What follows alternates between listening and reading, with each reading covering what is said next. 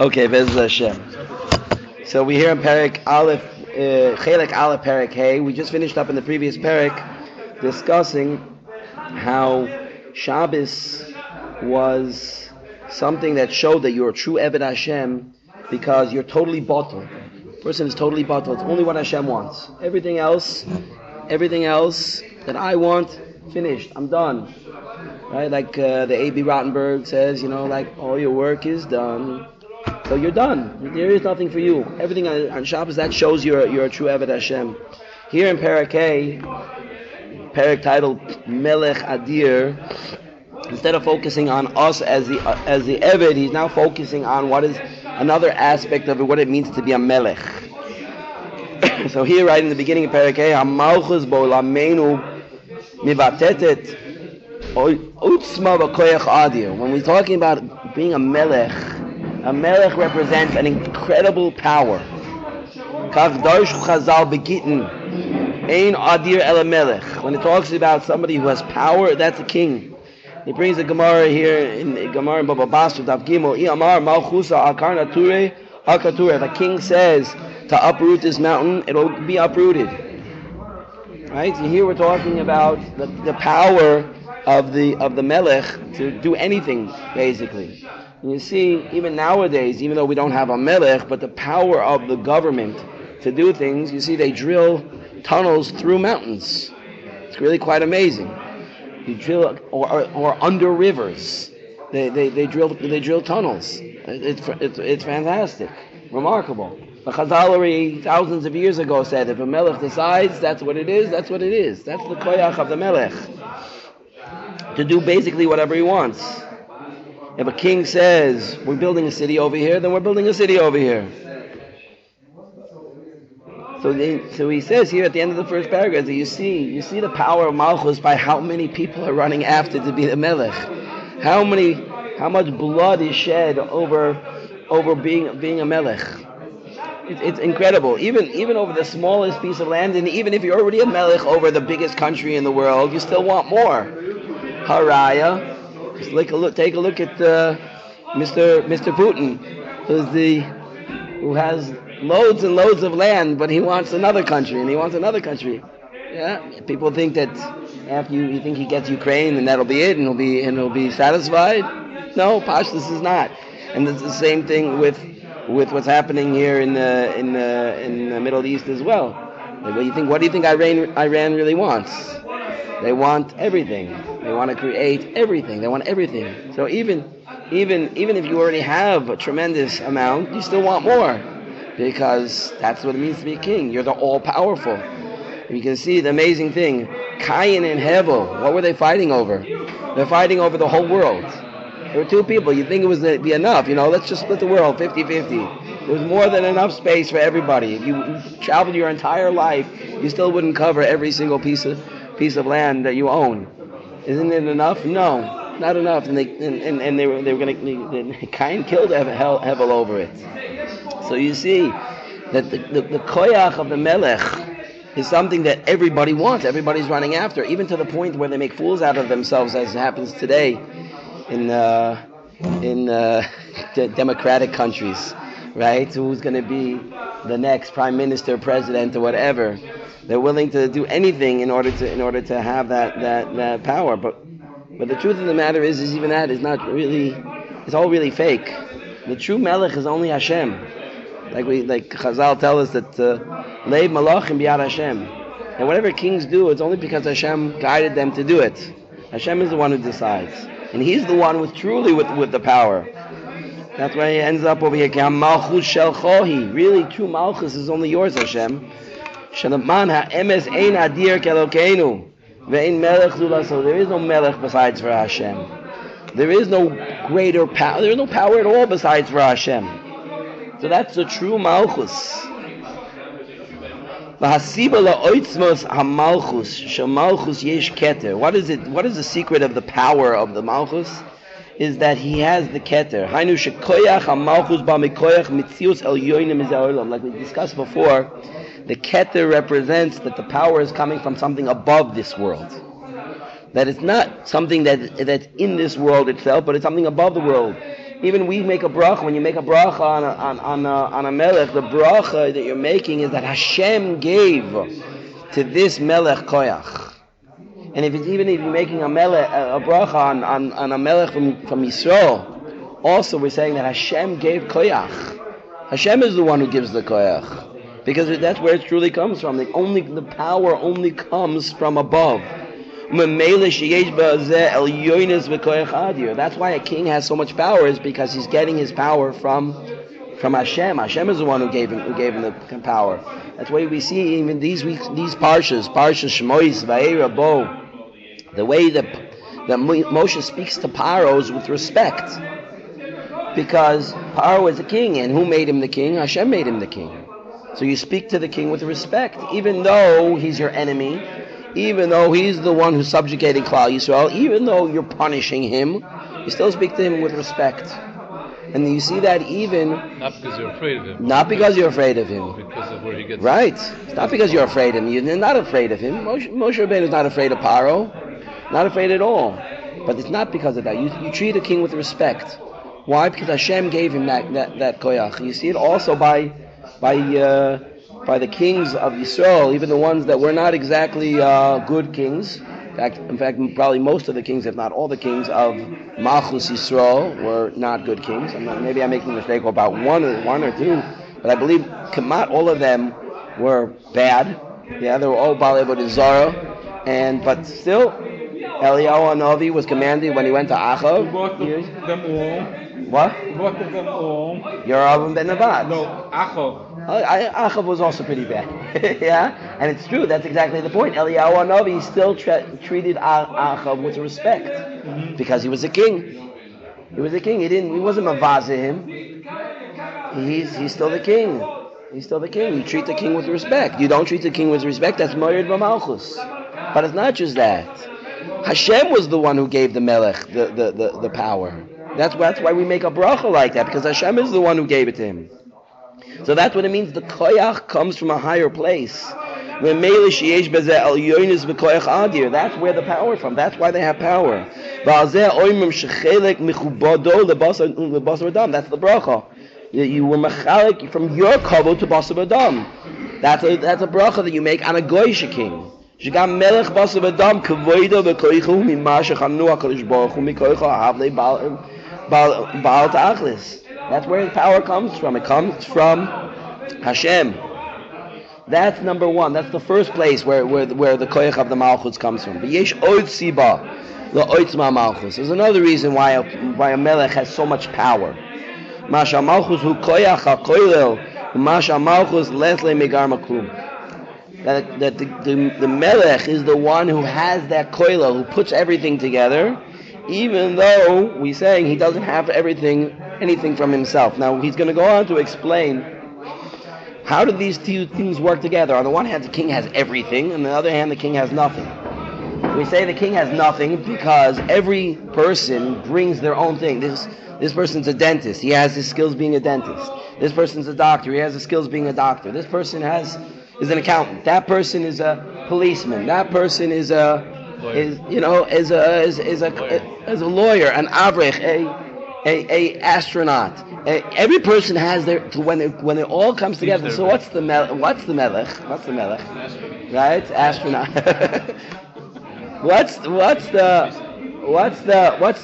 the melech is koilel everything. You put all the pieces together, that's the melech. So the melech, on the other one hand, doesn't have anything from himself, but he gets from everybody else. He brings here a mashal. He says it's a bit of a funny mashal.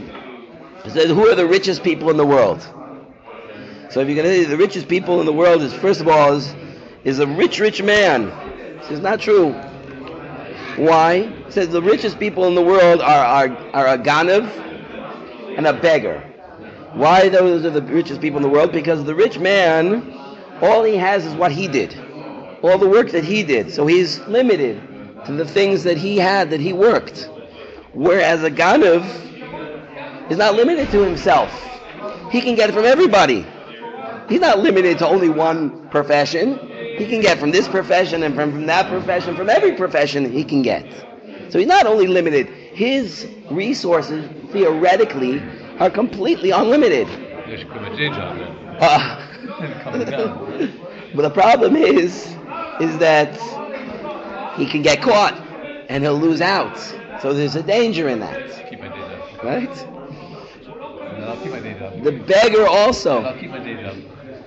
The beggar also is a person who can get from everybody as well. He's not limited. He's not limited to a specific profession. He can get from everybody. The problem is that he's not getting so much from everybody. You have somebody coming around, you give him a shekel, 2 shekels. If he really has a good story, if you have a 5 shekel, right? So maybe once in a while somebody will hand him a 20, even a 50. Wow, somebody gave him 200 shekels. Unbelievable. Horad keva of 10 shekels a month. Like, that's like a dream come true. But like, how much money are you getting?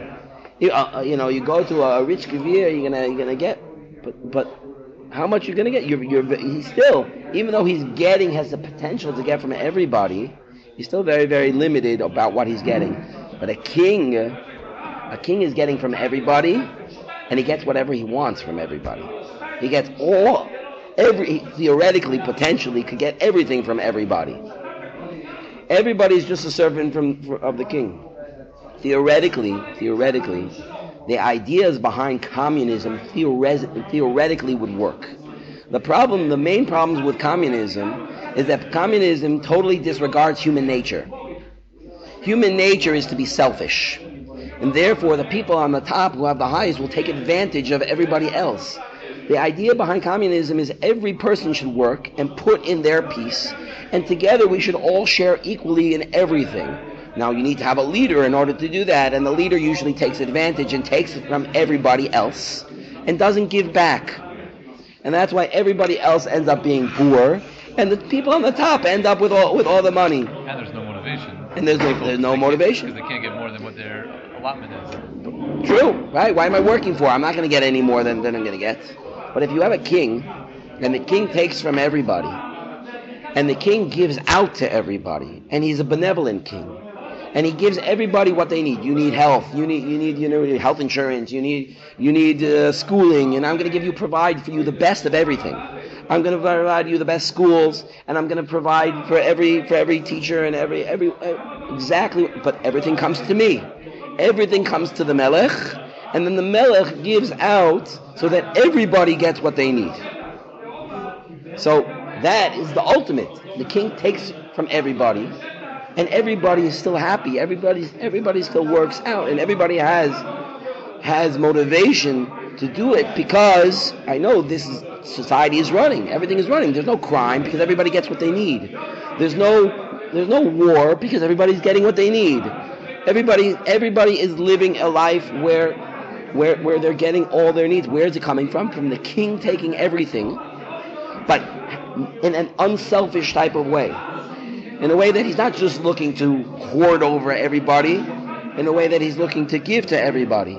So the king takes from everybody and takes everything, but then gives it out to everybody. So on the one hand, you might say, well, he doesn't have anything because why? He's taking everything from everybody else. On the other hand, he has everything.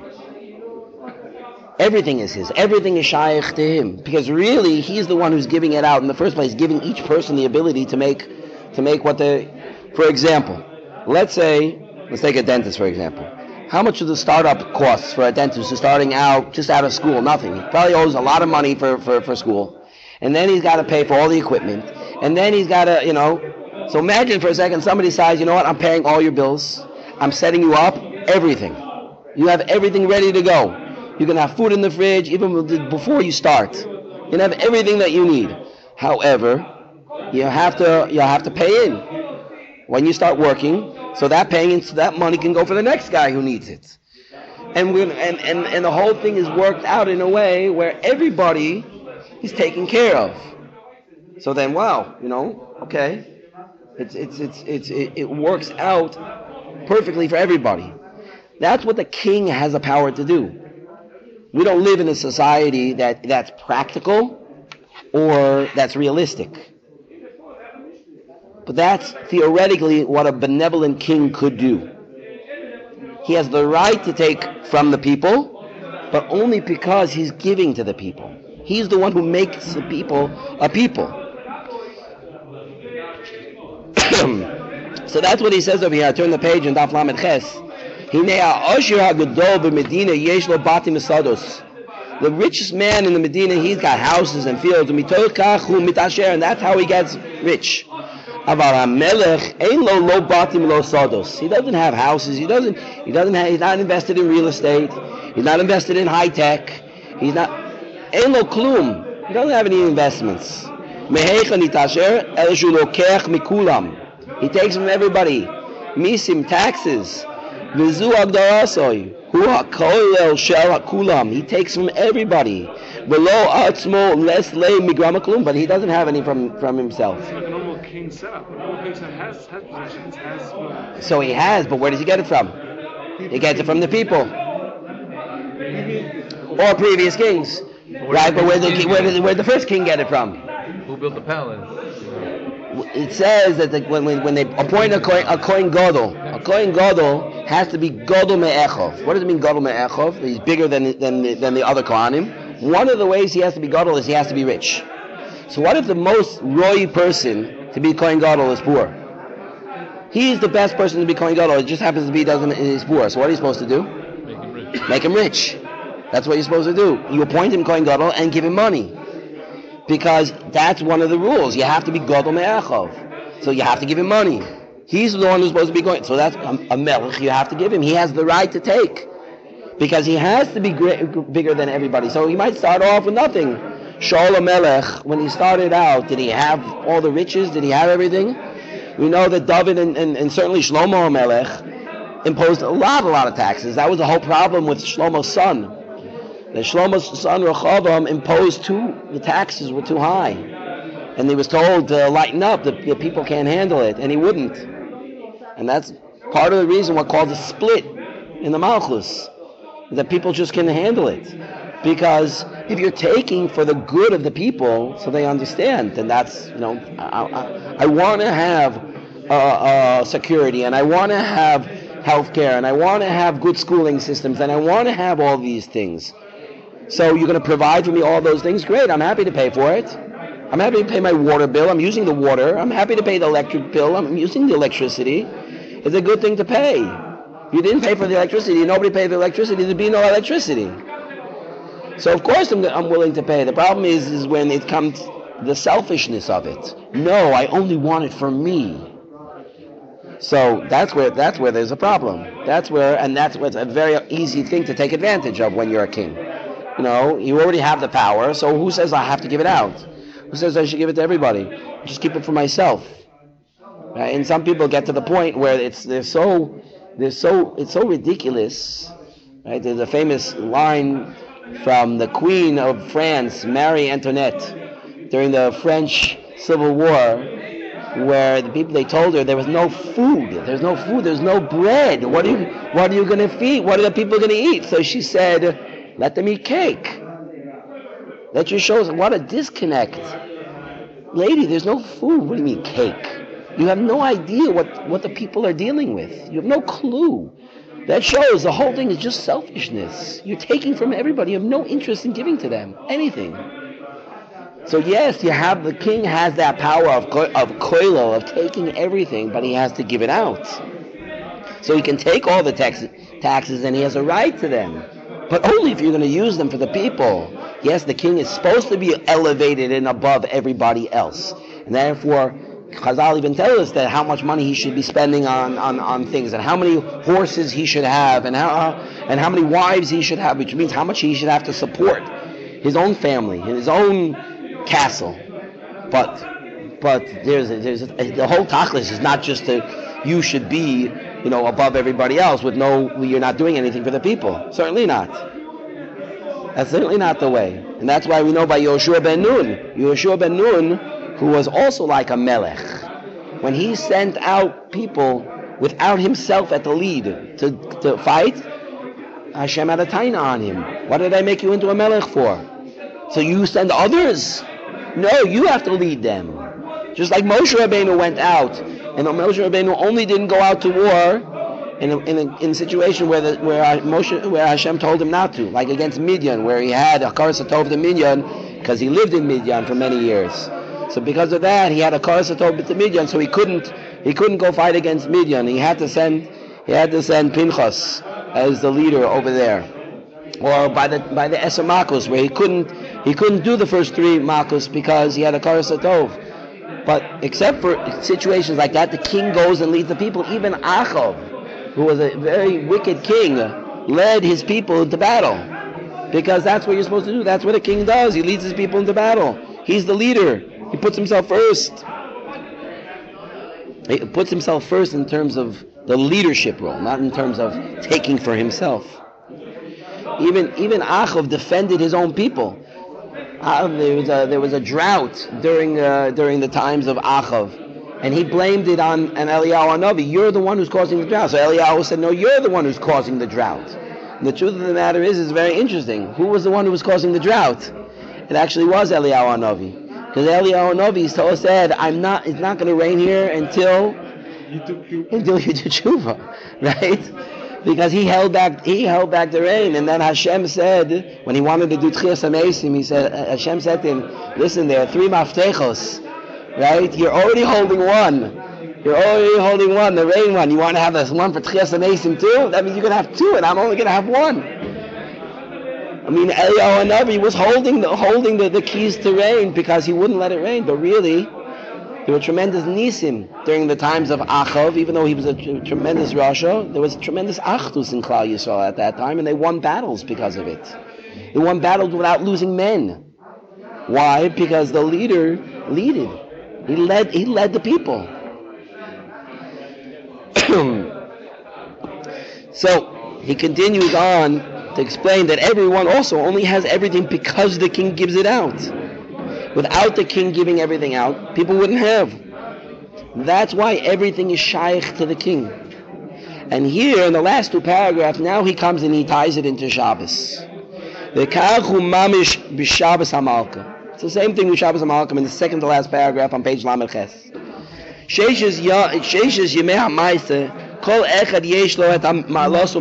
Every one of the 6 days has a special thing to it. There's a special midah in each one of the 6. Yom Rishon, Yom Sheni, Lecha, Shem HaGdula, V'Gvura, V'Tiferes. Each day has something special about it that it brings. Hashem created the world. He brought something different out on each day. Shem Elu Keneged Elu. The Lecha, Shem HaGdula, V'Gvura, V'Tiferes are Keneged the 6 days of creation. Aval HaMalchus, which we said was the 7th, Hagdaras Einu Malal Atzmo. It's not a maila on itself, rather el sheyesh bo kololos kolamidos. It collects everything. All the other days give to Shabbos. Shabbos shura shchina gdoisha bekvoidu ba'atz, because on Shabbos that's where the shchina is. Nimsa shekol. I'm sorry, I skipped the line. El sheyesh bo kololos kolamidos. Shabbos shura shchina gdoisha bekvoidu ba'atzma. Nimsa shekol hamalos v'amidos hamnintzos etzla bebas achas he haotzuma shel kulam. Shabbos is what takes all the koyach. Why? Because the Shechina. Shabbos is the day of the Shechina. So all the koyachos that Hashem put into the world on each one of the 6 days of creation, all are shaykh to Hashem. All shaykh to Hashem. And where does Hashem make His presence known? On Shabbos. So the 6 days in Shabbos represents all the koichos of the world that Hashem put into the world, and Hashem Himself. Hashem is the Melech. All of those powers are only shaykh to Hashem. So in the last paragraph, he ends off like this: Ba'abuda l'maiseh, hinei l'moshel. Bring a moshel. Kasher ba Pesach zoichim b'chol shana v'shana lecheres miyitzias Mitzrayim. When Pesach comes around, there's special koichos in Pesach. A koich of cherus. Cherus from Yitzias Mitzrayim. That's why we have to act like Bnei Chorin on Leil Seder. That's why Dafka should drink wine and not just grape juice, because it gives cherus. Shavuos Lamatan Torah, there's a koich and Shavuos of Kabbalah Torah. The Sukkahs L'Dveikus, there's a special koich and Sukkahs for Dveikus to Hashem. Rosh Hashanah L'Yira. The koich of Yira is rooted in Rosh Hashanah. Yom Kippurim, Tahara. There's a koyach of Tahara on Yom Kippur. Aber the Shabbos ain't klum. There is no special midah on Shabbos per se. Rak shehi me'ain habrachos. Shabbos is the source, is the wellspring of all the brachos. Hamayan v'akololet shel kulam. It is the source of all the other things. Shiyonkim et kol kedushasa mimenu. Me'ashrar es hashchina asher b'saricha. It's because the Shekhinah is there on Shabbos. That's why Shabbos is the source for all of these midos, for all of the other chagim, for all of the other. Therefore, he says an amazing thing. Therefore, on Shabbos, you can get all of these things. All of these midos you can find on Shabbos. Torah, dveikus, yira, tara. You can get any one of these midos on Shabbos already. Because the source is there on Shabbos. It is the source of all the shefa that Hashem sends. So the tachlis of it comes on Pesach or on Sukkot, on Rosh Hashanah. But the source of it comes on Shabbos. Therefore anybody can get it on Shabbos. Shefa shel kol habrachos kulam. Echad lo ne'edar. There's not one missing.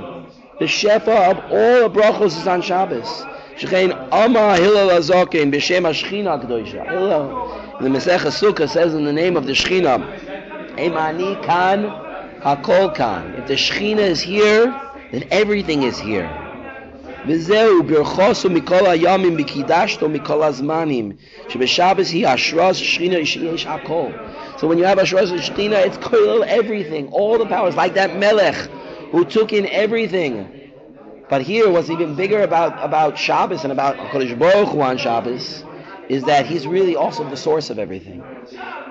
It's not like a king who takes everything and then gives it out. The source, Shabbos, and the Shekhinah is the source, and he gives everything out first.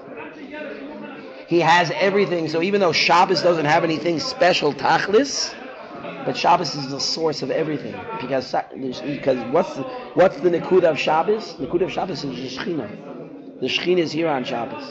Like we said, Shabbos itself is nothing. The Iker Nekuda on Shabbos is the Shekhinah. And the Shekhinah is the source of everything. And therefore, all the other days, all the other koichos, all the other things that Hashem put into the world are all shaykh to its source. And its source is Shabbos. And that's why we call it Me'ein HaBrachos. Okay, Be'ezra Hashem, next week, we will try to finish Chelek Aleph.